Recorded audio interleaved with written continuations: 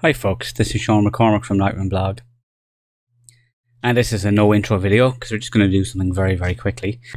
So here we're going to look at a new thing in Lightroom Mobile 2.8.0, and this is for the iPad rather than we did selective brush for the iPhone. So we're going to go back into the same collection I was using, which is some cherry blossoms, which are raw files. So I'm going to select an image that I know has an area of sharpness, and I'm going to double tap on the area I want to zoom into. So we've zoomed in onto it. And now we can see we have the film strip at the bottom. We have the information over on the side here, as well as the sliders. So I'm going to tap on the slider icon to get to the settings, and I'm going to open up detail. So we can see in detail that we have sharpening, radius, detail, masking, the same as in Lightroom.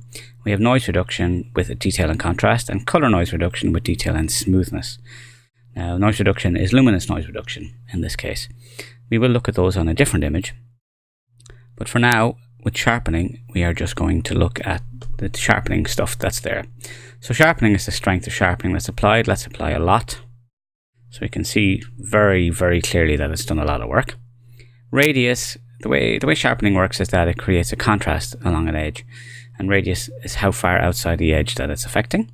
Detail, as its name quite rightly implies, increases the amount of detail. So high frequency things like the stamen, for example, or leaves in a forest, if you had a load of trees, that would be where detail is working. If you pull it back the other direction, it reduces halos. So if you've got a very strong contrast edge, you can often get an area that's much brighter along the edge, and it helps reduce that by pulling back detail. Finally, masking increases the amount of edge detection, and then what it does is it doesn't allow the areas that are not edges to be sharpened. We'll actually see it in detail in a second, pardon the expression. So if we pull radius, and if we hold down the radius tab, and then we tap and hold on the screen and wait a second,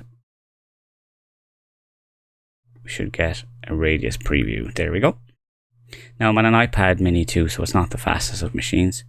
Same with detail, we can bring up detail as well. And again, by just not moving the detail tab and then doing a long hold, we get to see the detail mask. And the same with masking as well, again, and a long hold. Both buttons are being held down at the same time there, so my finger is on the actual slider and it's tapping the image itself. And as we can see here, the detail, by moving the masking across the areas being affected by the detail, there's less of them. Now obviously there's way too much sharpening, I'm going to bring it back. So that is a basic look at the detail panel. I hope that's helpful, and it is exactly the same as what we have on Lightroom Desktop. So it's really good to see that we have this level of control on a mobile device. Now, this being an iPad mini 2, it's not particularly powerful, but the new iPad Pros are substantially more powerful and potential laptop replacements. And as these tools are being added to Lightroom Mobile, it becomes more and more viable as a usable tool for traveling on the road. The next thing to look at is some noise reduction, and this is actually going to take us well beyond 2 minutes. I'm going to jump out and I'm going to go to a night scene where I've used high ISO. So we're going to go for a parade images. And I'm going to just choose this one here because there's a bit of sky in it. Again, a double tap to zoom in. And there's already stuff selected in detail, so let me just double tap to get rid of that. I'm going to leave the sharpening as is, and we can see that the color noise reduction is at the default of 25. But let's actually pull that down to 0 for a second.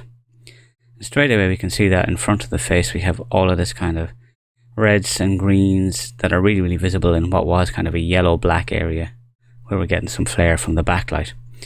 So we can see even the default of 25 is actually doing a fantastic amount of stuff. We'll just let it process there. And we can see that that color noise has gone away quite significantly.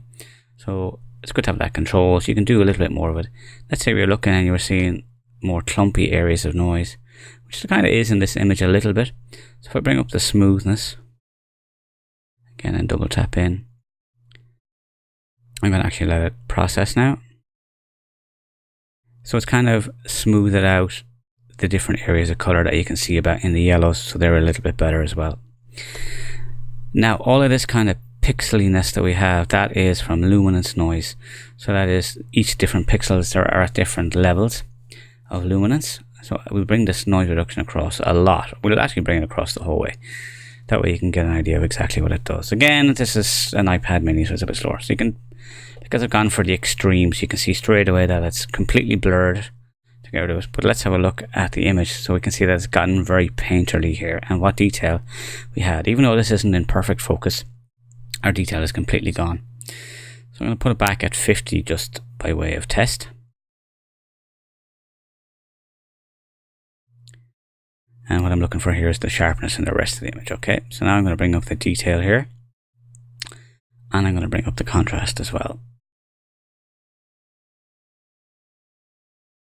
So we can still see that we still have detail in the mask here, but yet the sky is a lot smoother. I'll probably bring it down a little bit more. Again, the default for color is 25, is doing a good job, so I'm going to try 25 with the luminance noise reduction, or just noise reduction as it's called here. Again, I have to wait for it to process because I'm on the slower machine. So that's done a really nice effective job there. We still have detail in the mask itself, but we have a nice smooth sky in here. So double tap to zoom back out again.